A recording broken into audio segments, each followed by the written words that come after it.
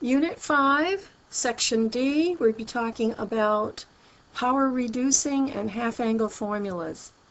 We've done this, we've done the sum and difference, we did the multiple angles, and now we're going to do power reducing and half-angles.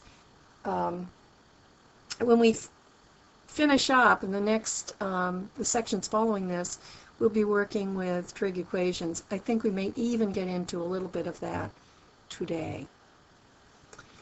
First, we're going to derive the power reducing identities. We'll use one of the identities we derived last time.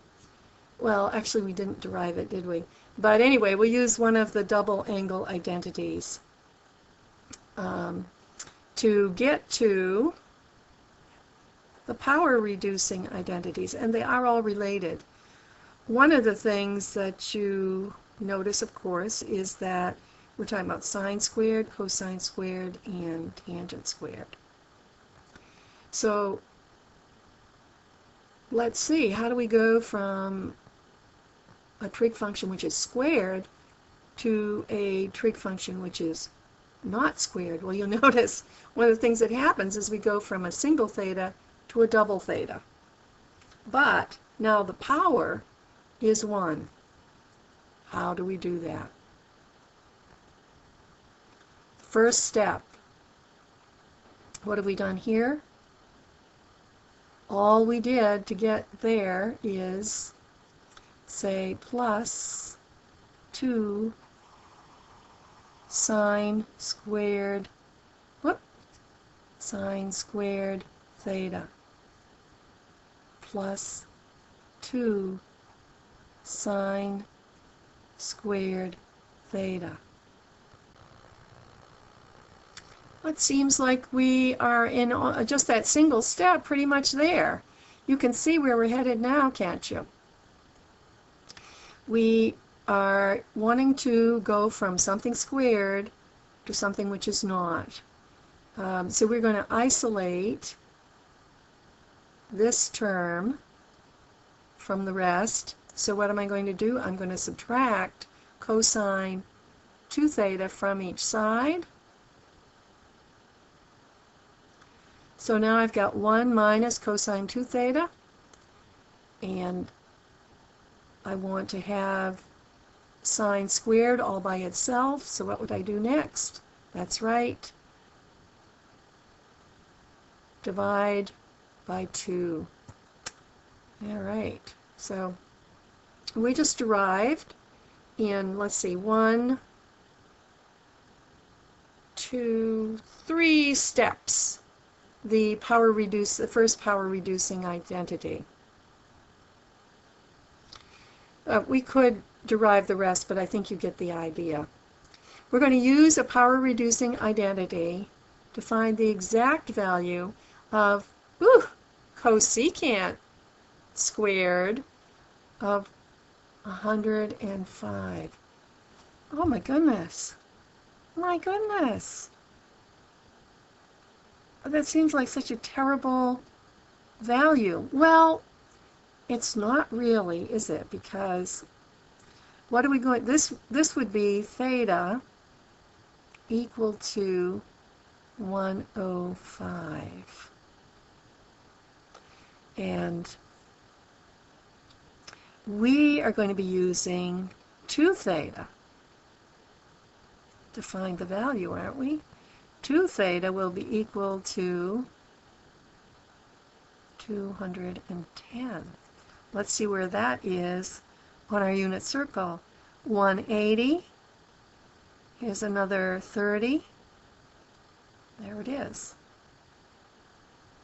So we have a reference angle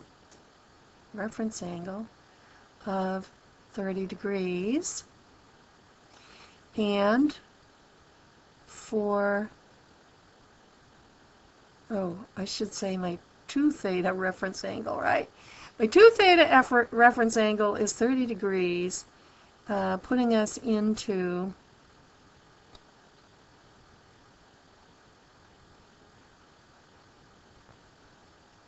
the 3rd quadrant. I'm not sure we even need to have that, but The other complication we've got here is we're talking cosecant squared of this angle. What's the reciprocal partner of cosecant? That's right, it's sine. So we can say 1 over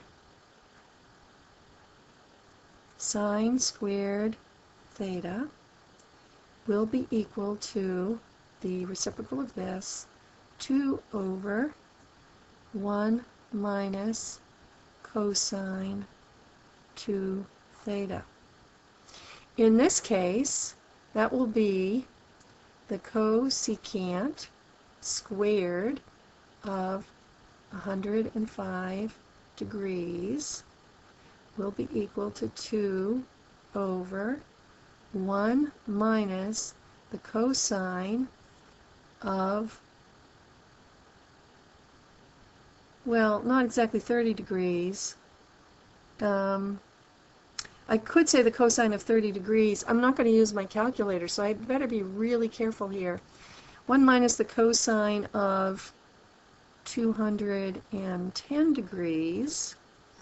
However, I know that cosine over here is going to be negative. So the cosine of 210 degrees will be exactly equal to negative, let me write it here, the cosine of 210 degrees will be equal to negative value of cosine of 30 degrees.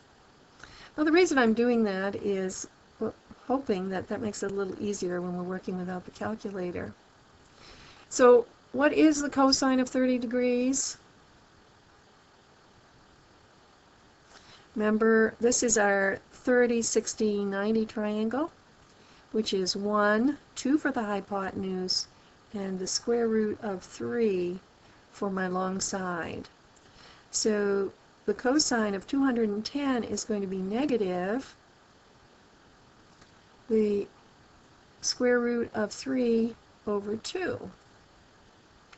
So cosecant squared of my single theta equals 2, and then for my denominator, if I'm going to be subtracting a negative, I end up adding, right? Square root of 3 over 2. This is getting, let me extend the page. Yikes. Because no way I'm going to leave an answer looking like this. This is way too sloppy. So I'm going to want to have, let me just work with the denominator first. I want to turn this into a single fraction with a common denominator of 2. So that'll end up 2 over 2 is my 1.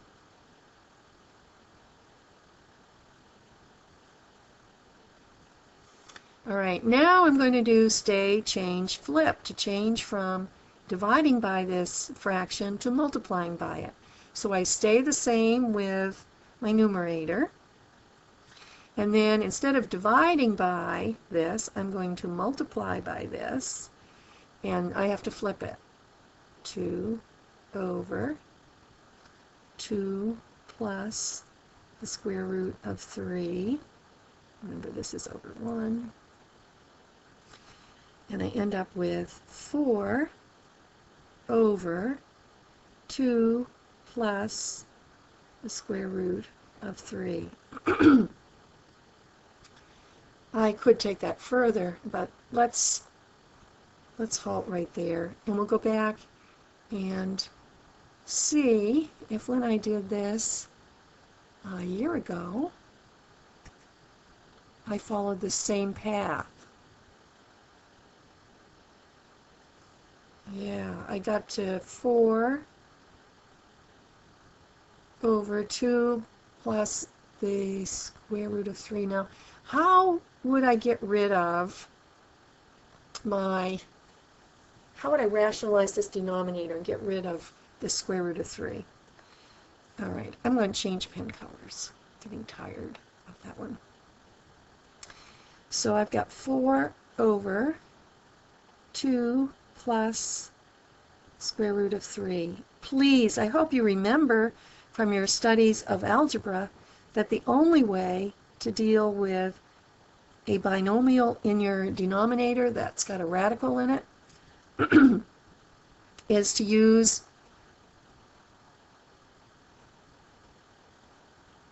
those of you who had me last year, you know this. And those of you who didn't, you probably know it too.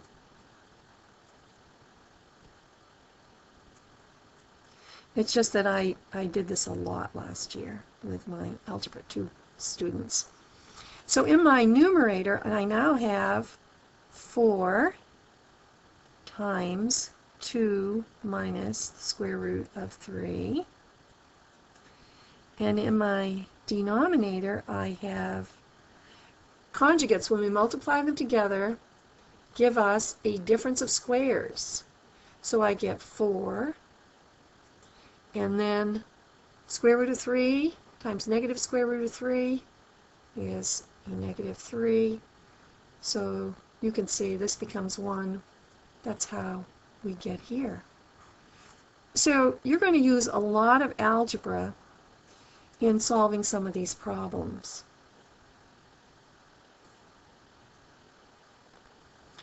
Prove the identity,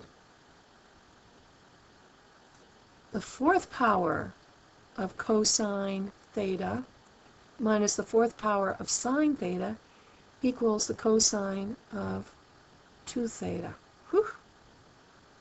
Well, what do you think of when you see this? Oh, me too, Pythagorean, but Pythagorean actually has a positive. No, what else do we have that is very similar? I hope you have that in front of you. It was, where am I going to write it? I'll write it right here. The cosine of, it's cosine squared of theta.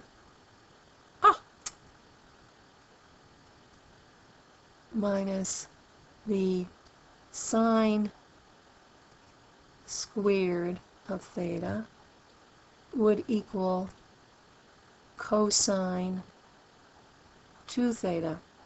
This was my favorite of the double angle identities for cosine. Remember we had 3 different possibilities there. So wow, it's not going to work for me the way it is. What could I do? Well, one of the things you might notice here is that this is actually a difference of squares.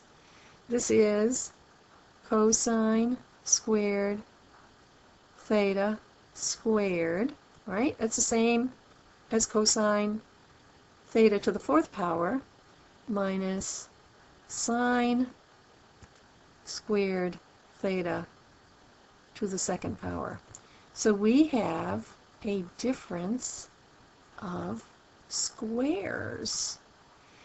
Now, I hope you realize why it is I am so enamored of conjugates.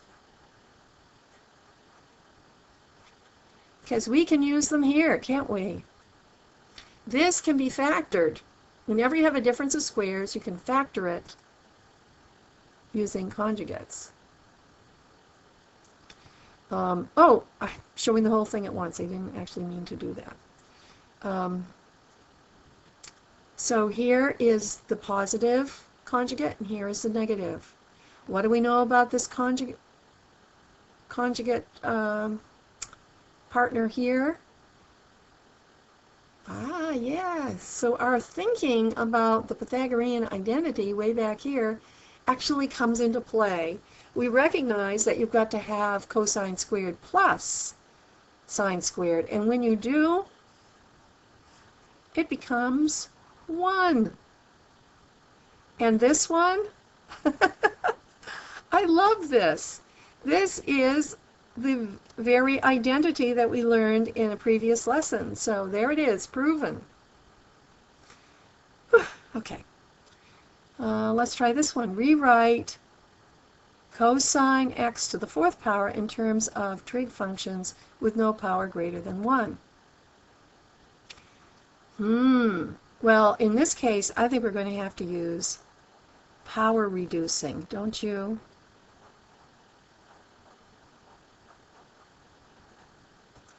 Yeah, let's look back at our power reducing formulas. So we might be able to do something here. Certainly we could say cosine squared times cosine squared, couldn't we? Whoop, wrong direction.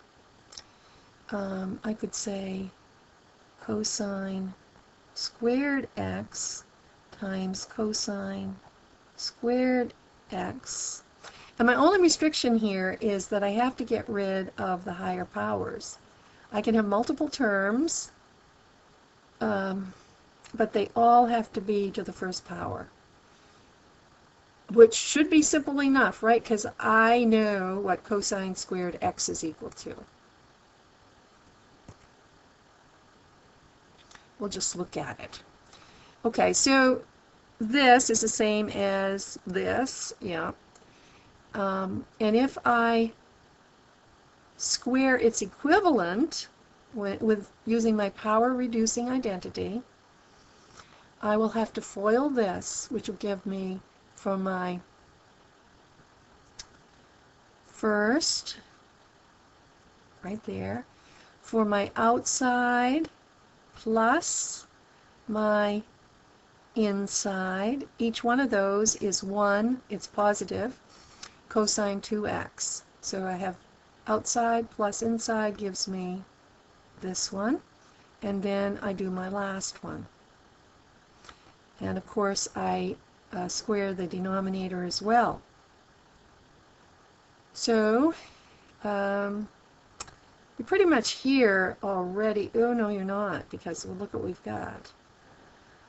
Oh, I still have a power greater than 1. All right, so I'm going to isolate this by factoring out 1/4. So I'm going to divide this up. This is 1 over 4. This is 2 cosine 2x over 4. And then this is this expression over 4. 2 over 4 becomes 1/2. 1 over 4 I factor out right here. So I still have 1, 2, 3, my 3 terms from the numerator, but I've separated them into 3 terms in my expression. This allows me to take a look at this. The cosine squared 2x, I didn't show this step very clearly, is equivalent to 1 plus cosine, and then we have to double that, 4x over 2. Now why am I saying that? Let's look at the original identity, which would be cosine squared theta equals 1 plus, and then we doubled, got 2 theta.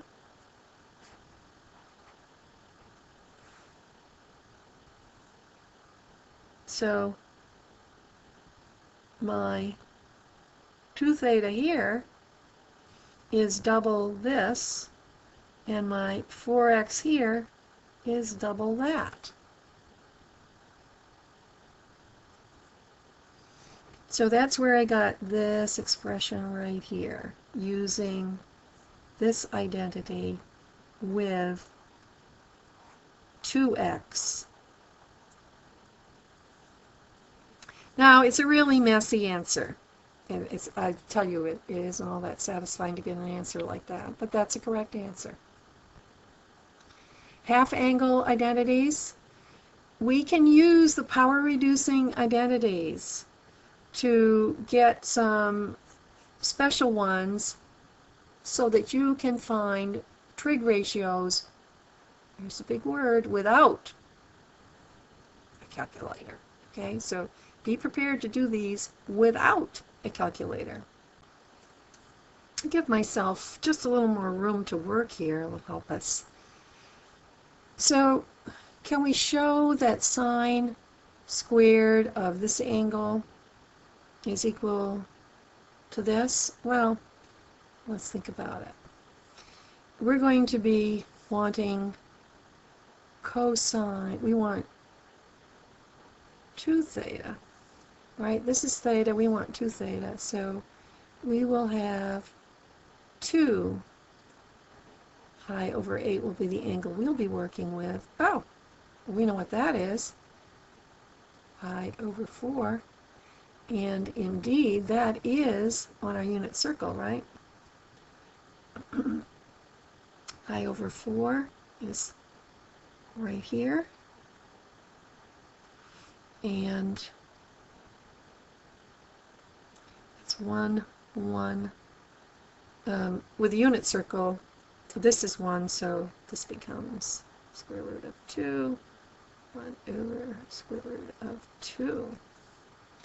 So our cosine of 2 theta is equal to 1 over the square root of 2. So let me mark this in color. This is 2 theta. So let's go back to the formula we're working with. Sine square of single theta is 1 minus 1 over the square root of 2 all over 2. Of course, we don't want to leave it like this. I want to get this into a single fraction. So I am going to multiply this by the square root of 2 over the square root of 2, and I'll have the square root of 2 minus 1 over square root of 2, all of that divided by 2. And at this point, I think I'd like to do stay, change, flip. Instead of dividing by 2, I'll multiply by 1/2.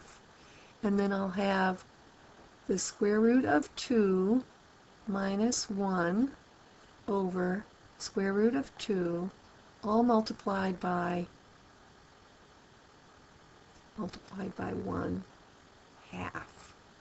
And I still don't like it because I don't want to leave this in the denominator. So I'm going to multiply the top and the bottom, this whole thing, and this whole thing by the square root of 2. That'll make that 2. 2 times 2 will be 4. The square root of 2, of course 1 times this leaves it just the same. Square root of 2 times square root of 2 will give me 2 minus the square root of 2. All right, that worked. I solved, oh, no I haven't. I've solved for sine squared. So if sine squared pi over 8 equals 2 minus square root of 2 over 4, what would the sine be? What am I going to do for that? I'll take the square root of both sides, and remember, anytime we take the square root of both sides of an equation, this side is got to be plus or minus. Alright, so this gives me sine of pi over 8, which is what I wanted,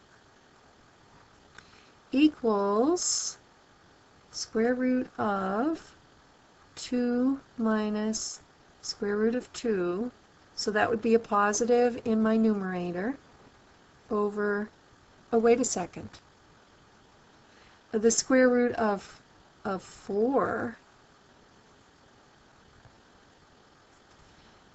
is 2, so I can just say square root of 2 minus square root of 2. Isn't that ugly looking? All over the square root of 4, which is 2. Circle, it is right here. So it is in the first quadrant, therefore it must be positive. I'll take the positive root. Now, for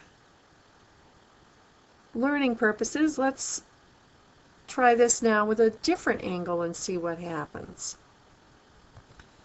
I'll get this further down out of the way.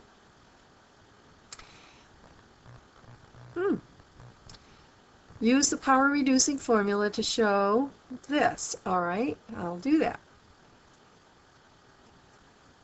My theta is 9 pi over 8, which I cannot get to on my unit circle, right? It's right about here. Here's 8 pi over 8, and then you go 1/8 more, which takes me into something that I can't find. So I'm going to use this formula, and that will make this 18 pi over 8, which is the same as 9 pi over 4. I'm going to use this again for our second problem.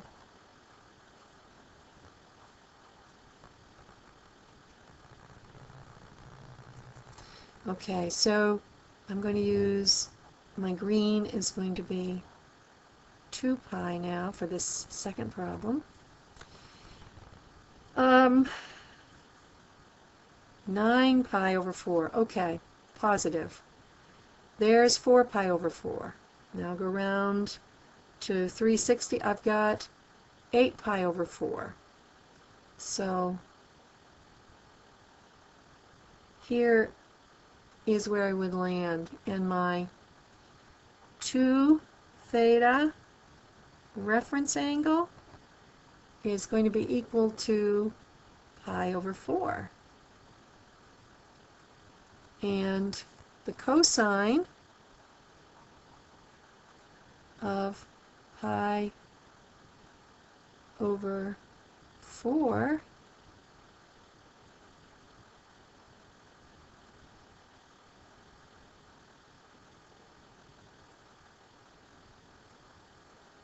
that's right.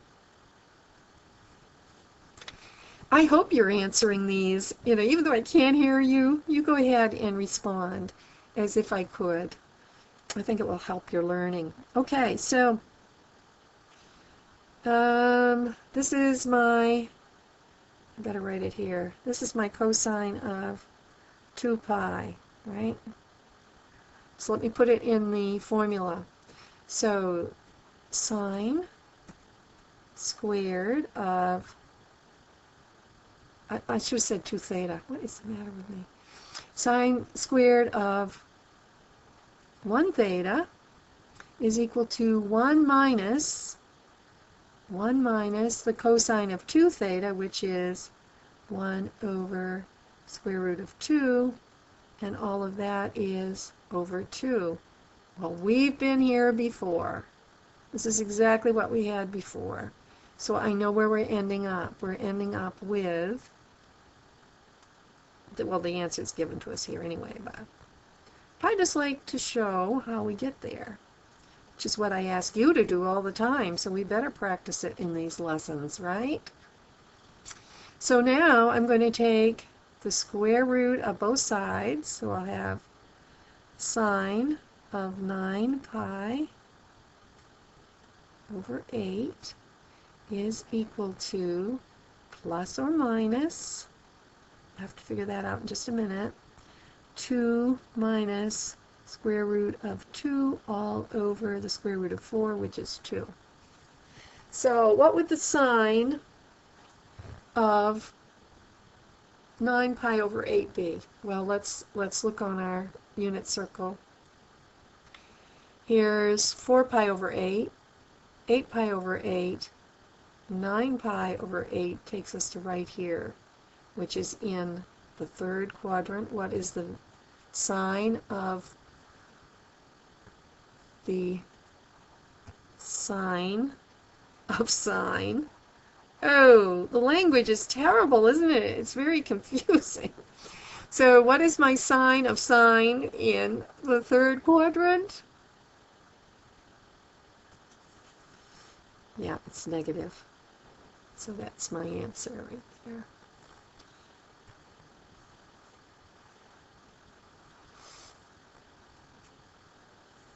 Half angle identities. So we alter the power reducing identities a bit, and we're going to get the half angle identities. And how do we alter them? Well, I basically take the square root of this side and then plus or minus the square root of that side. And in order to talk about half angles, we could just leave it theta and 2 theta, couldn't we?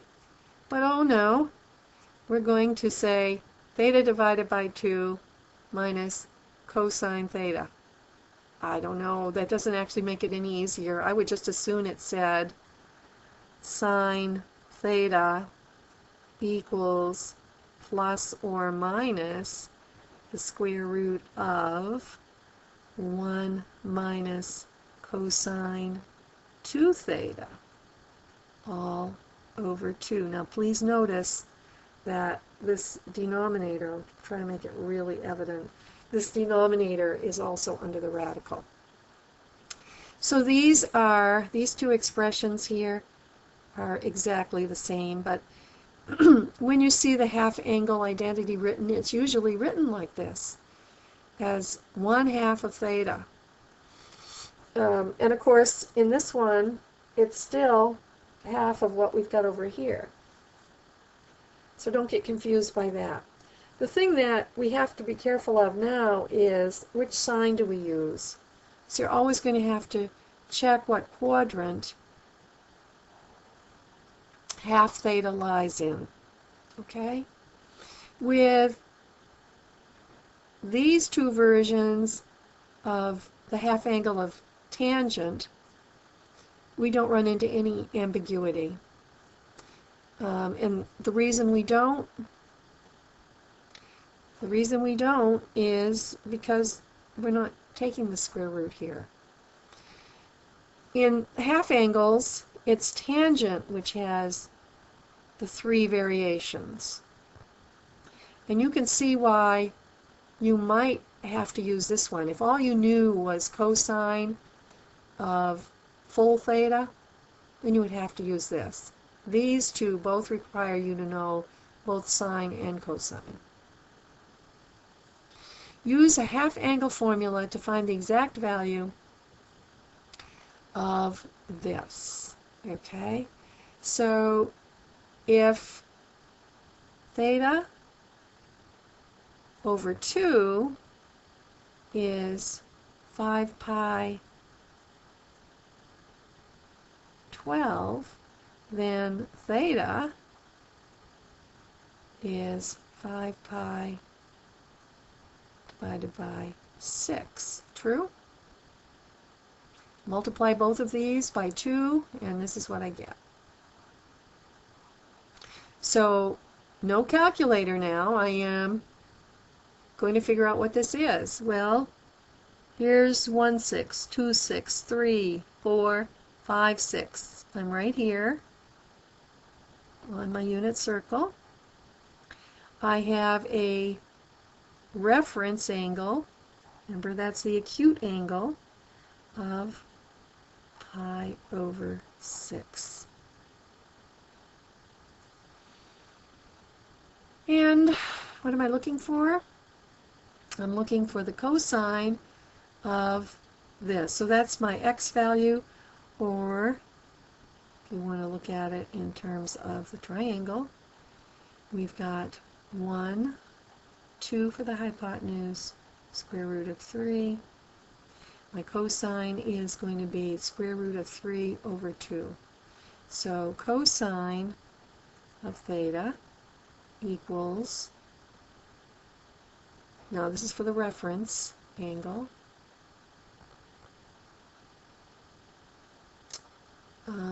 so that's cosine of the reference angle, make that clear, is square root of 3 over 2. So the cosine of my theta, which is in the second quadrant, is going to be what? The second quadrant for cosine, it's negative. So I've got negative square root of 3 over 2. Let's take a look at where we go with this. We're going to, of course, plug this value into our half angle formula. We're not suggesting yet whether it's plus or minus. We're just going to put in the cosine of 5 pi over 6, which we already worked out. It's negative square root of 3 over 2. We'll do all the math associated with simplifying this, and we end up with this expression right here. Theta over 2, the half angle, is 5/12 pi. 6/12 of pi would take us here, so we're in the first quadrant. Now we know for sure that's going to be positive. Okay, let's do another one. We'll freshen up here a little bit.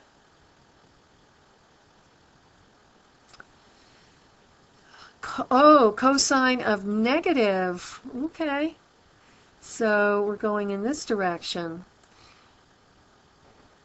If my half angle is equal to negative 5 pi over 12, then my full angle, theta, will be equal to negative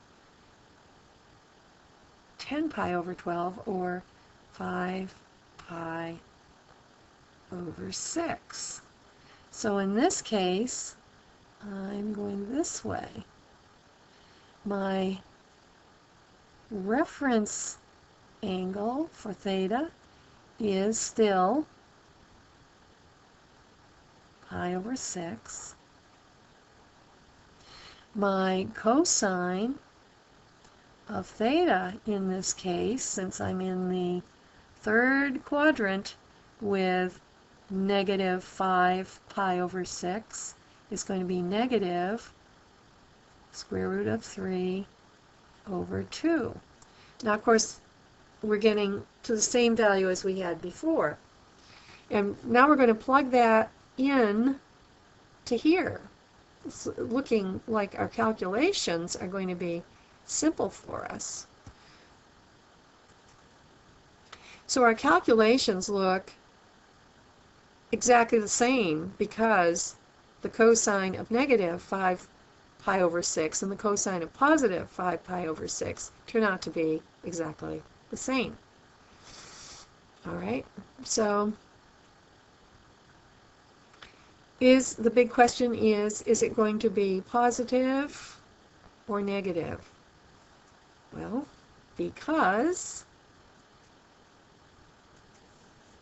with our theta over 2, we end up being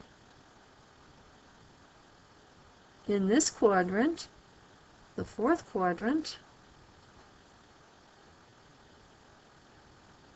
What is cosine in that fourth quadrant? It's positive. How about that? So be sure you check the quadrant to know what sign to use. Let's see how much work we've got in front of us here.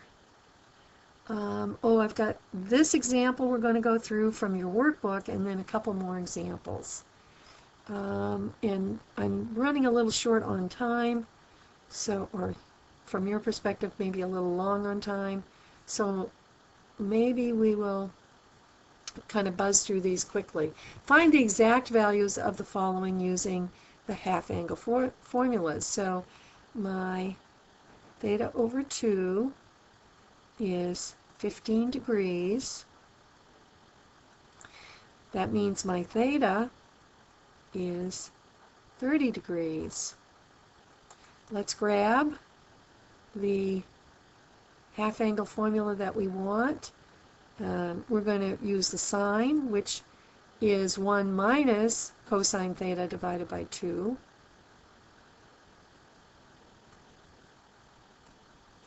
So 1 minus cosine 30 degrees over 2, and we're leaving this open for the moment, not even thinking about it at first, and we'll figure out what this is. Well, what's the cosine of 30 degrees?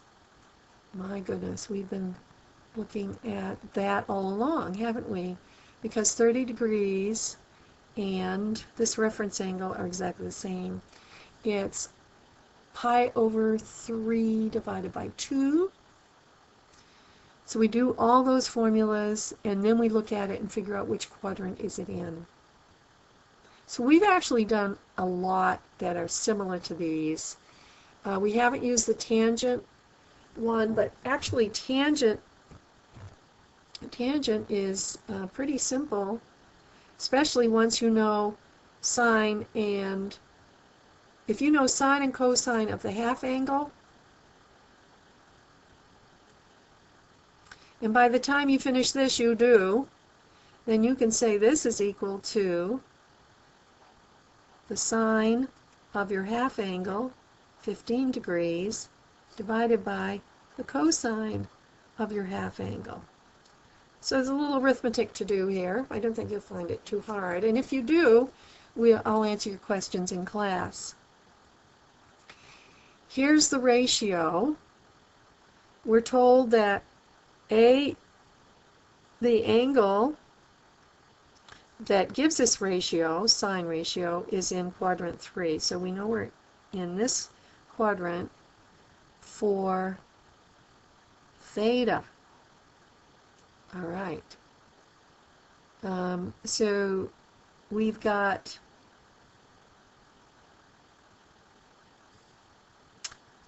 we know sine of theta is y over r. So we've got our y is -4, and our r is 5. And what is our x? Well, if we're in this quadrant, we know it's going to be a negative. And this is a 3, 4, 5 triangle, so we have them all right here. X, y, and r.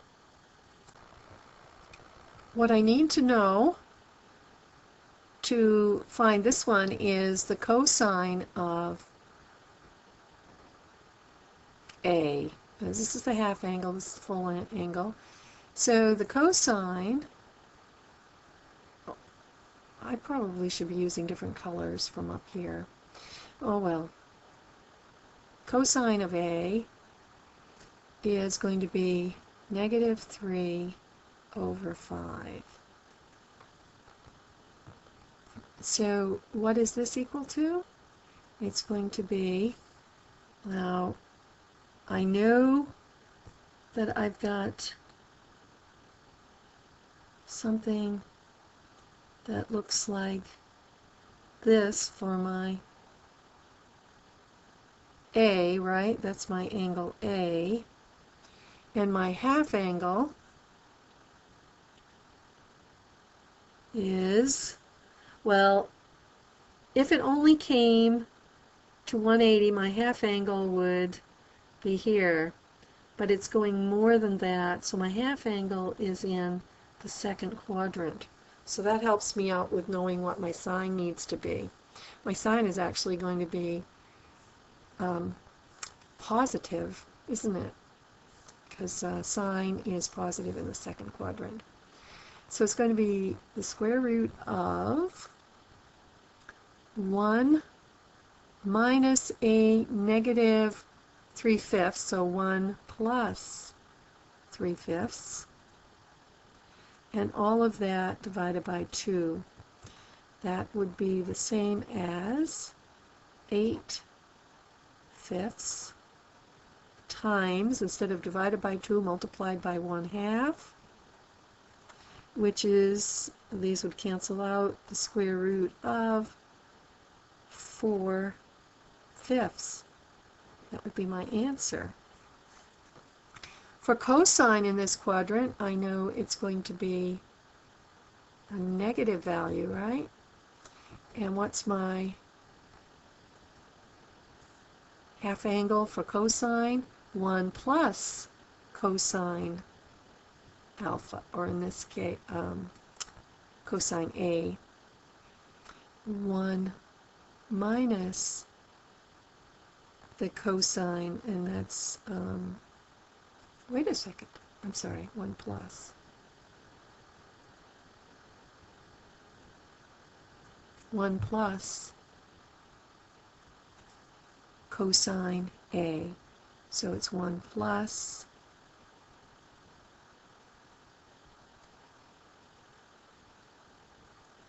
all of that over 2, and then we take the square root, and we know it's going to be a negative. This will be 5/5 minus 3/5, or negative the square root of 2/5. Instead of dividing by 2, we're going to multiply by 1/2. So we end up with minus the square root of 1/5. That's our half angle. The value of our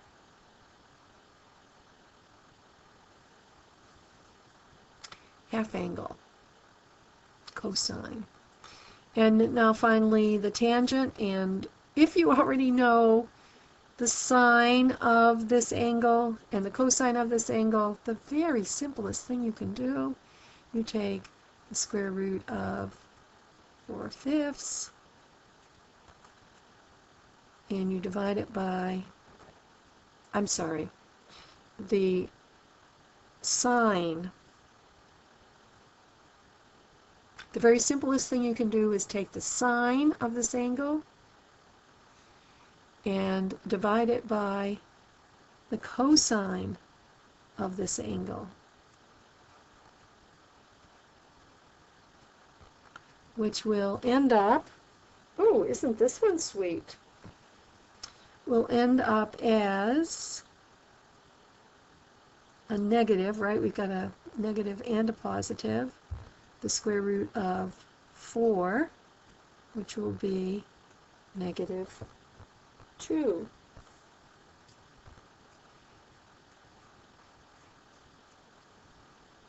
And does that make sense? It certainly does, because we know that sine is negative here. The quadrant that the half angle is in is, that actually should have been the first thing we looked at. Use a half angle formula to simplify this. All right. A half angle formula to simplify this. Well, this seems way too easy.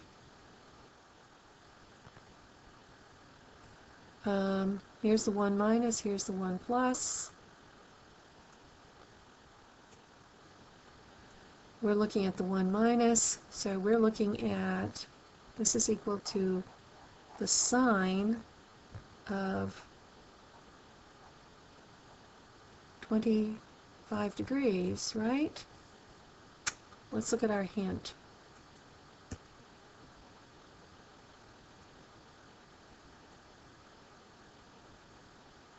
Oh, we figured that. That's not a big hint. We figured that out already.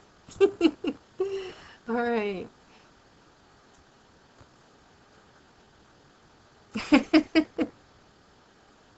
It's too simple. Okay, use the half angle formula to simplify this one. Here we've got, this one's also too simple. 1 plus and 1, well, maybe not that simple. So let's look at that over here where we had our 1 plus and 1 minus. See, there's a little wrinkle here, isn't there? Because we're looking at the reciprocal of that, the reciprocal of the tangent half angle. Because in this one, the minus is, so we're looking at the cotangent of the half angle of this, right? So that would be 13 degrees. Does that make sense?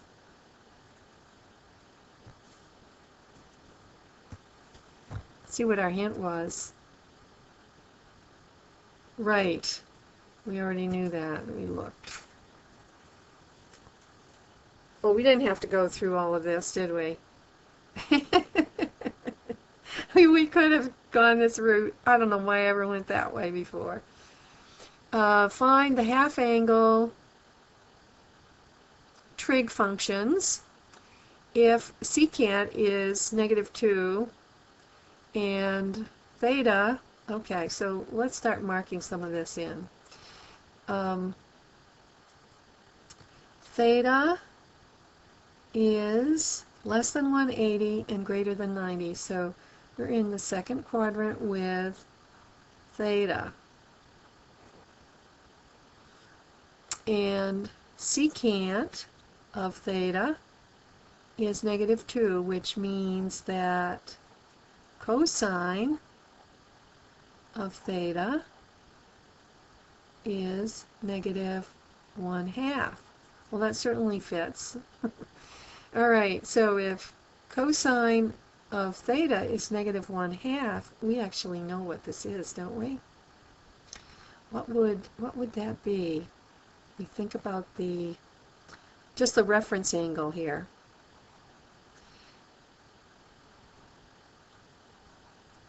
That would be 1, 2, right, to get 1/2, the square root of 3.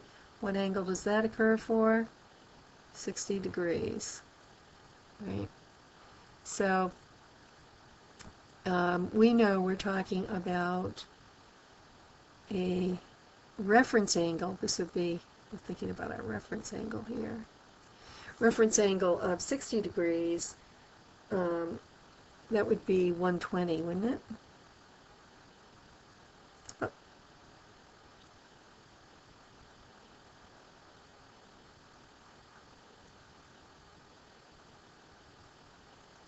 So here's our theta, here's our reference angle. We could figure these out. This is too simple, probably. Because we can already see all the relationships. What's a half angle of 60? 30. Too simple.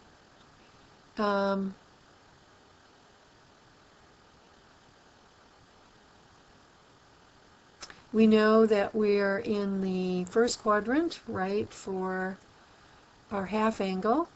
Let me make this red. So our theta over 2 is in this quadrant, and we already figured this out.